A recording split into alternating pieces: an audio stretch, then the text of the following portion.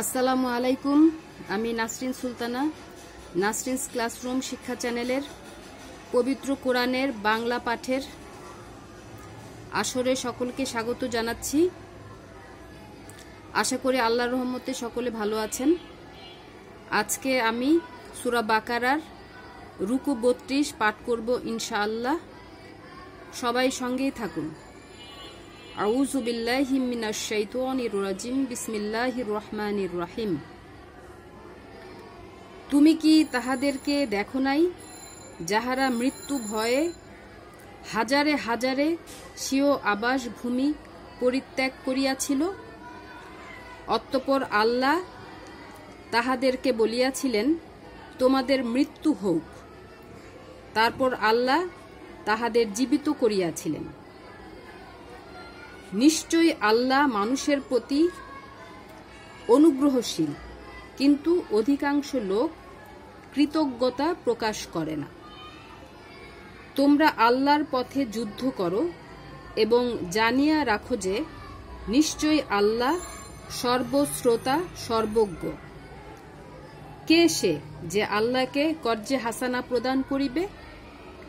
তিনি তাহার জন্য ইহা বহু গুণে বৃদ্ধি করিবেন। আর আল্লাহ সংকুচিত ও সম্প্রসারিত করেন এবং তাহার পানেই তোমরা প্রত্যানীত হইবে।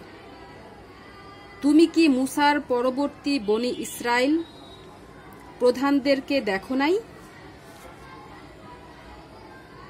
তাহারা যখন তাহাদের নবীকে বলিয়াছিল,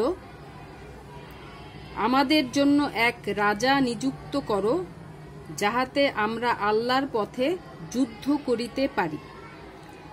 সে বলিল, ইহা তো হইবে না যে তোমাদের প্রতি যুদ্ধের বিধান দেওয়া হইল তখন আর তোমরা যুদ্ধ করিবে না।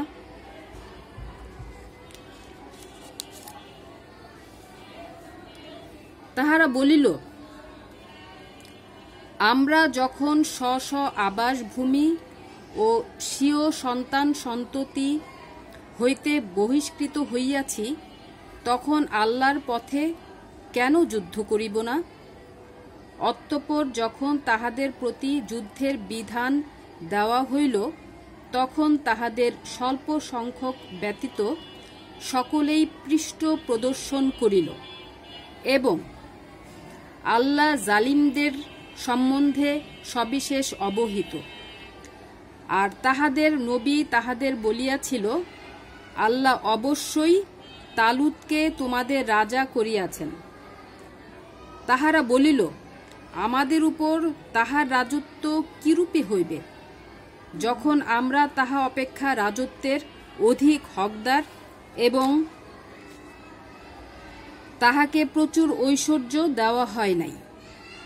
নবী বলিল, আল্লাহ অবশ্যই তাহাকে তোমাদের জন্য মনোনীত করিয়াছেন এবং তিনি তাহাকে জ্ঞানে ও দেহে সমৃদ্ধ করিয়াছেন। আল্লাহ যাহাকে ইচ্ছা স্বীয় রাজত্ব দান করেন।